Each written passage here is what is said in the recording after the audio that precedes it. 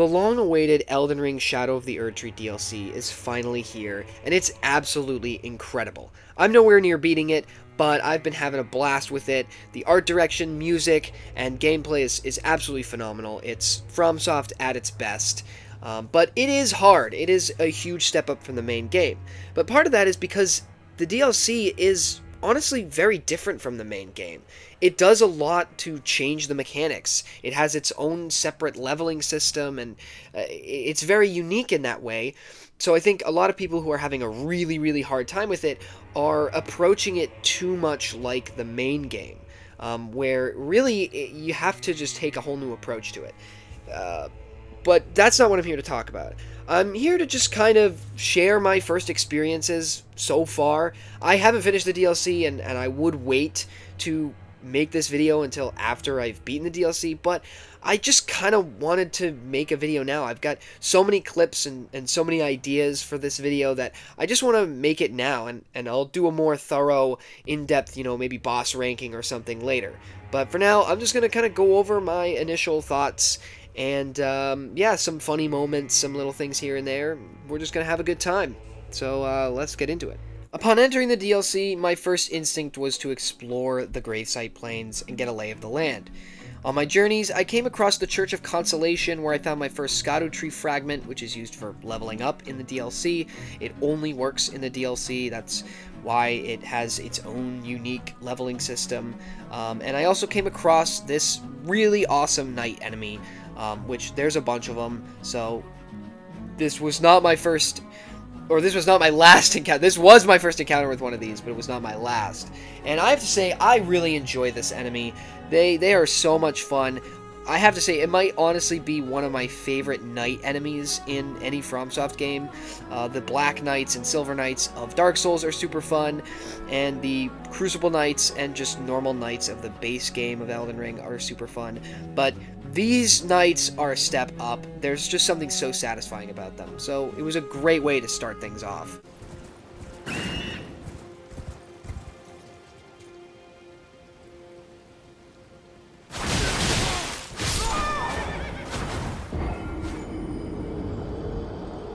Who the fuck are you? From there, I took a trip up to Bellurat, where I encountered this weird knight enemy thing, this kind of omen warrior. It's pretty sick looking, but not an easy fight. This clip is from my very first fight with it, and as you can see, it didn't go too well, but it's pretty cool. Yeah, we're not gonna fight this guy right now. I continued on to pull off one of the most satisfying things I've ever done. So, upon walking into this room, I was confronted with a swarm of scorpions. But I had some pretty awesome quick thinking and did this.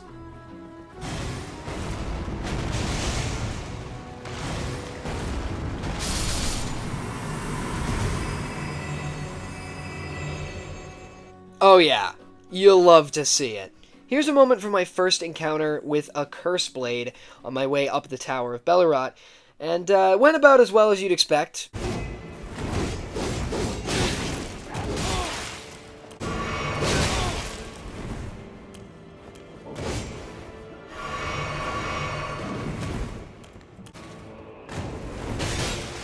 This thing can throw knives with its feet? That's sick! And now it's dead. Oh man, I can't wait to see what comes next. Dance and kavod, cleanse all and all wit, cruelty, woe, and those who plague the tower. Cleanse away the strumpet's vile agony.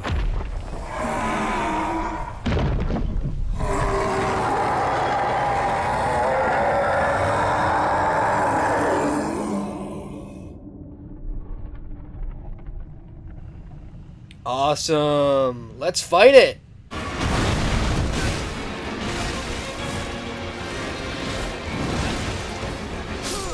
Cool. Divine Beast Dancing Lion is a mix between a beautifully choreographed dance and a incredibly chaotic battle. It's really cool, and it definitely, upon first encountering it, you're just absolutely floored by the visuals, the music. It's all very fun. But when you're actually fighting the boss and trying to learn its moveset, it can be quite overwhelming at first. It's a brand new boss, it's a brand new moveset, so obviously it's going to take a moment to learn, but it can be very overwhelming, like I said before, because there's so much going on. The boss moves around so much, the camera's moving around, and then phase 2 kicks in, and there's lightning, and it can be hard to see what's going on at times. It's wild. And on my first encounter, I was like, okay, I am not doing enough damage. Let me step away and come back to this later, because this was intense. So I moved on to the Bellerat jail, where I encountered the demi-human swordsmaster Ons, who was also an extremely chaotic fight. Super fast, very hard to gauge what was going on. I was overwhelmed, once again. I was just like, how are you supposed to beat any of the bosses? They're all so fast. But then I got some really good advice from a friend. When it comes to these like NPC type, or even these like humanoid bosses, using light attacks rather than the charged heavies or light heavies or even jumping heavies that I was using, it made things so much easier. It practically stun locked the boss and made it so much easier to get good damage in. It was so tempting to use the light heavies or the charged heavies because they got really good damage, even the jumping heavies. But the light attacks, even though they don't do as much damage, they stun lock the boss and in turn allow you to get in more damage. This is where I started to kind of get my bearings. Now, unfortunately, I only recorded my final encounter with this next enemy, but let me tell you, this stupid dragon man caused me so much pain. This guy was the worst thing ever. I hated this boss so much. The NPC fights, I gotta say, the bosses are phenomenal, but the NPC fights are really grueling. But thankfully, with my friend's advice, this fight was a breeze. This was no problem. And after so many attempts, I pretty much nailed the moveset down. Even then, one hit can stun lock you, and you can get caught in a combo that just instantly kills you. He has several moves that just instantly kill you. It's so annoying, but I was so happy to be done with this fucker. And from there, I went on to the other extremely annoying NPC boss, the Black Jail Knight, who also was incredibly annoying. Well, I think I already said that. But this guy, once again, has these combos that are well telegraphed, but if you get caught in it, you get stun locked, and he can 1 or 2 shot you. It's really annoying. But I used the Dragon Man's sword, and was able to, once again, using light attacks, break his poise, and yeah, take him out pretty easily. So that definitely was a huge thing for me. I think when it comes to facing NPCs, doing whatever you can to break their poise, break their posture, that is the best thing you can do. Prevent them from getting those combos. It's so much better. Now that I was finally getting somewhere and kind of finding my footing, I did some more exploring and I went through Castle Ensis, where I encountered another main boss, Relana, the Twin Moon Knight. Now, honestly, I feel like Relana was easier than the Dancing Lion. Probably because she's a humanoid boss, and when it comes to a humanoid boss wielding swords, it's easier to kind of figure out what they're going to do. They're a little more predictable. But Relana does a lot of really interesting new things. Once again, she's extremely fast, but she's also got insanely long combos. And the fight requires a lot of just kind of running away. There's a lot of movement to it. It's also very much a dance. It's beautifully choreographed. Her movements are exquisite, and I love the flow of this fight. But upon first encountering her, I knew there was no way I was beating her. So, just like with the Dancing Lion, I had to step away, get my Skadu blessing up a little bit, and kind of do some more exploring to get stronger. So I went through some catacombs and I fought the Death Knight, where I actually learned a very valuable lesson. The Death Knight as well has some really big, long combos that can be overwhelming and hard to gauge. But I realized that if you dodge away from the first few hits, and then on the last hit you dodge into it, there's a big hit window. And this is where I started to kind of figure out how these bosses work and how to handle some of these fast-paced, kind of chaotic battles. You got to get right up in their face. Not like that. That's a little too close. Then I found myself at Shadow Keep, where I encountered the Golden Hippopotamus, who I still have not beaten, and not looking forward to spending a lot of time on this guy, because I really don't like him. I don't like him that much. I'll say it. Yeah, kinda sucks. So I returned to the Dancing Lion, where I started to actually make some progress and headway. I was learning the moveset a little bit better. I was doing better damage. I was using the Dragon Man's sword, so that fight was actually pretty worth it. There were a lot of moves that I wasn't expecting, a lot of stuff from the Lion Dance, or the Dancing Lion, that I wasn't expecting. The fact that he switches between elements, going from lightning to frost to just straight up wind, like, it was so cool that he was switching between different things. But it definitely was still really hard, even with all of my advantages, my upgrades and whatnot, my new weapon. It's still a really hard fight. I really don't know what you could do to make this easier, but I'm sure people have figured it out by now. But man, for the first time beating this boss, this was exhilarating. It was really thrilling. I'll just let my final battle with him play out because it's so cool.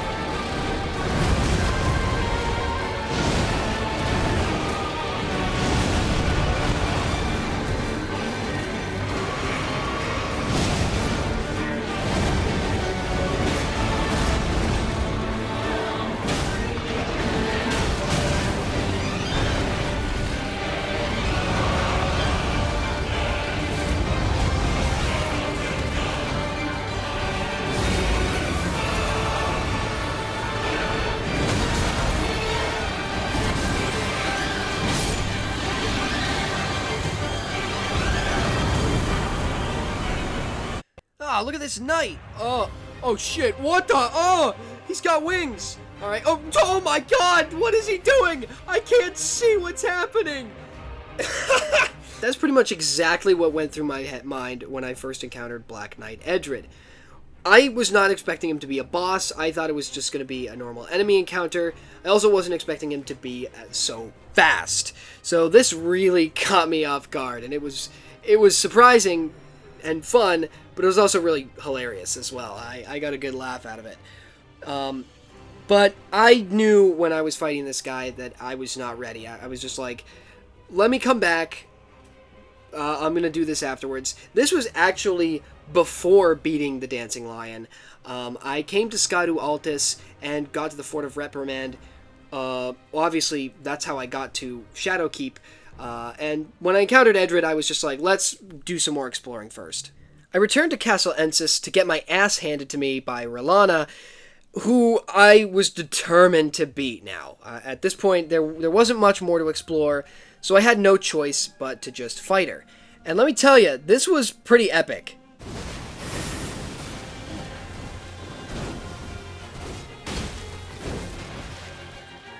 Can we just take a moment to appreciate how sick this was? Look at this. The thrust, he dodges, and then the swing, jumps over the swing, and then he dodges the double thrust. Oh, man. That is beautiful. You'll love to see it. That is skill right there. That's some skill right there. I have no idea how I did that. That was purely by accident. I gotta say, upon my first encounters with a lot of the bosses, because of how fast they are, panic rolling is really tempting, and as you can see, I did a lot of it. I've noticed it in a lot of people's playthroughs, a lot of people's clips. I've seen tons of panic rolling. I definitely think because these are new bosses and because of how fast they are, it definitely catches you off guard, and that's part of the challenge of it. Once people start to learn the moves, once we start to, get used to them and get used to the mechanics and the speed of it all, it'll be a little easier, but man, let's just appreciate this time now where these bosses are so crazy and powerful and overwhelming in a good way. After some time, I finally started making headway. I was learning the moveset better. I was starting to understand the fight, and I finally made it to phase 2. Now, obviously, I can't look at this and not think Pontiff Sullivan. This is definitely a reference to Pontiff, but there's also a little bit of Abyss Watchers in there with that fire move that she does, which was so cool. And I love how much Dark Souls is in this DLC. Just from the trailers, I had a feeling that this was going to be more Dark Souls-y. And, in my video I did on the first trailer, the gameplay trailer, I pointed out a ton of Dark Souls references that I noticed. And there's so much more now that I'm actually in the DLC playing it. There's a lot of Dark Souls references, and I love it. It's so much fun. Now, a lot of people have problems with Rolana because of how fast she is and how long her combos are, but she's a really well done boss, and if you don't panic roll, if you resist the urge to panic roll, and you take your time, have patience, you'll get it, and it will be really, really satisfying and really, really fun. I have been seeing people saying that she's harder than Melania, and there's no way. Like, I guarantee you Melania's way harder. I died so much more to Melania. I died a lot to Rolana, but I did not die nearly as much to her than I did Melania. Melania is still harder. There is a boss. Miyazaki confirmed there's a boss that he believes is harder than Melania, but I guarantee you it's not Rolana.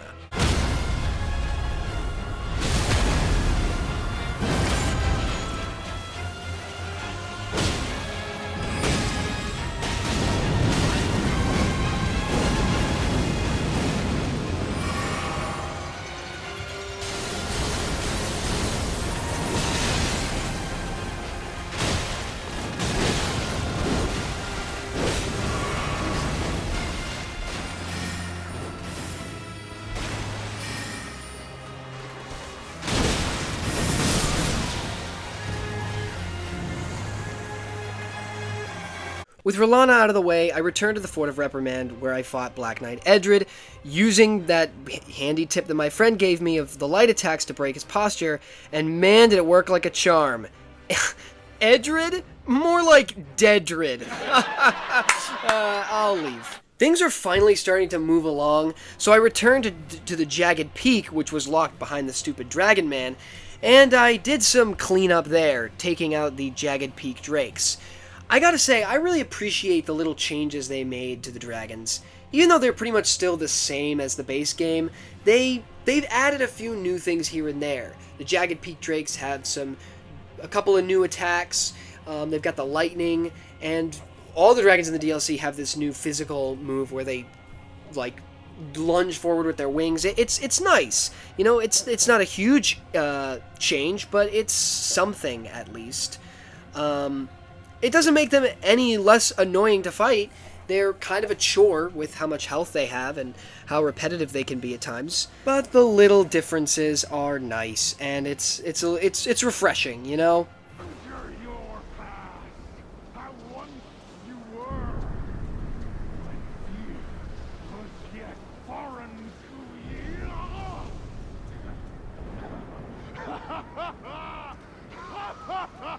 What are you laughing at, dude? Oh! Curse you, Bale! As I continue my journey through the Land of Shadow, I had some unusual encounters. They can fly now? Well, guess I'll have to stomp them down. I only wish to be of service, to help those who fight for their purpose. I'm not mistaken, am I? I can see it in your eyes. You are a fighter. Are you not? I don't know what you're seeing, dude. I can't see shit. I made my way down to Bonnie Village, where I faced my most fearsome foe yet. Naked Man. That'll teach you to wear clothes next time.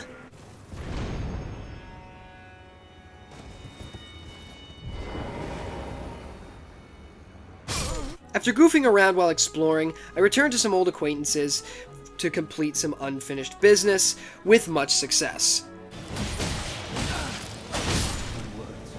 Graceless heathen. Shut up, dude. I made my way underground to the fissure, where I found a pretty awesome boss that I was very excited to find, but I was definitely underprepared for the Putrescent Knight.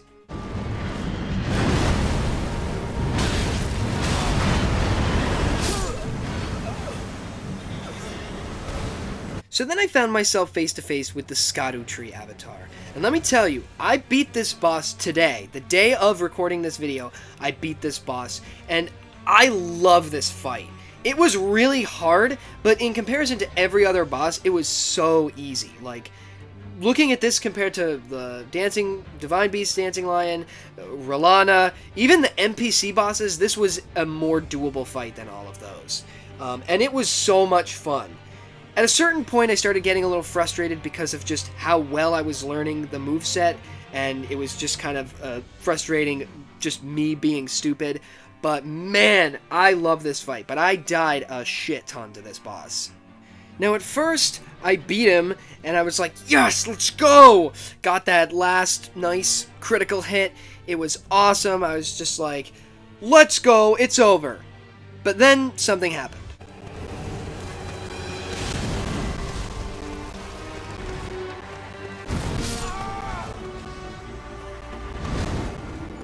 Yep, there's a phase 2.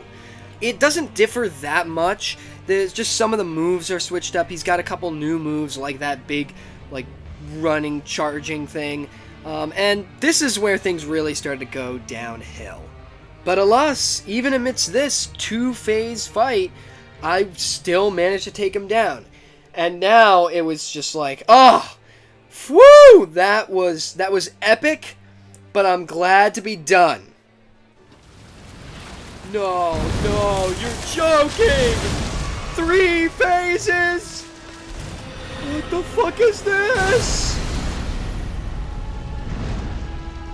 Oh good, he's dead. It took a lot of patience, a lot of effort, and a lot of self-control, but I finally took him down.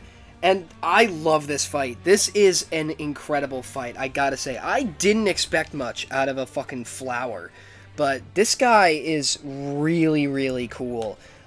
This is definitely a highlight boss for me. I love it. This was so much fun, and even though I will say that there isn't a ton of variation between phases, so it does kind of feel like a slog at times, where you're just dodging the same moves again and again. Like, each phase only adds, like, one new move, and then it kind of just switches up some of the combos. That's really all it does to change and sort of vary, but it is a really, really awesome fight. I thoroughly enjoyed this battle. It was so cool. So yeah, that's kind of where I'm at in the DLC right now. I'm currently still trying to beat the Putrescent Knight, but I have access to Bale, and you know, I'm still exploring more. There's some new areas, you know, the Golden Hippopotamus, got to take that out. But I am thoroughly enjoying this DLC. It is absolutely incredible. I really, really love everything about it so far. And yeah, I will definitely make a follow-up video. You know, I'll do like a boss ranking or a more, you know, in-depth thing about my thoughts. But I just wanted to make a fun little video here to just talk about my experiences. Kind of, you know, I had some funny moments and whatnot. I don't know. As I was playing the DLC, I was kind of planning this out, and it was just like, man, this is gonna be so much fun. I can't wait to do this. So, yeah, here it is. I know this is kind of a longer video, but if you made it to the end, I really appreciate that. If you like what you see, maybe stick around, give it a like or something, I don't know. I'm not used to doing this, but man, I put a lot of effort into these, so I want it to be worthwhile, because I definitely plan on making more stuff around FromSoft games and whatnot. And I have a lot of other awesome, fun stuff, nature stuff planned, so, you know, any support is good. You know, I don't post very often, so stuff like that might help motivate me. I don't know. Anyways, yeah, that's all.